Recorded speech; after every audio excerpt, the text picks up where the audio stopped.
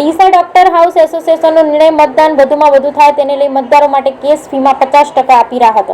લોકસભાની ચૂંટણી માટે ત્રીજા તબક્કાનું મતદાન સમગ્ર ગુજરાતમાં આજે થનાર છે, જેમાં ગુજરાતની 25 બેઠકો પર ચૂંટણી માટે મતદાન થનાર છે, જેમાં બનાસકાંઠા લોકસભા બેઠક માટે ભાજપ અને કોંગ્રેસ બંનેમાં મહિલા ઉમેદવારો મેદાનમાં છે, જેમાં ભાજપમાંથી ડોક્ટર રેખાબેન ચૌધરી, કોંગ્રેસમાંથી જ્ઞાનીબેન ઠાકોર વચ્ચે સીધી સ્પર્ધા છે.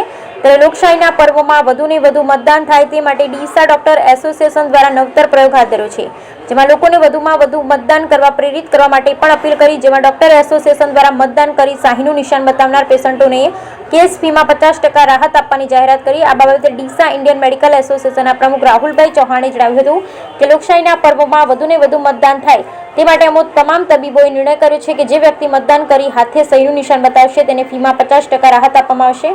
અમારો હેતુ એ છે કે લોકો વધુમાં મતદાન કરી લોકશાહીના પર્વને સાચા અર્થમાં ઉજવે. બ્યુરો રિપોર્ટ ભરઠકડી, બનાસકાંઠા. તારીખ 7 મે મંગળવારે બનાસકાંઠા લોકસભાની સીટ માટેનું મતદાન છે. આ લોકશાહીનો સૌથી મોટો પર્વ છે. મતદાન કરવું એ આપની નૈતિક ફરજ છે. મતદાનથી દેશના વિકાસમાં આપણે ભાગીદાર બનીએ છીએ.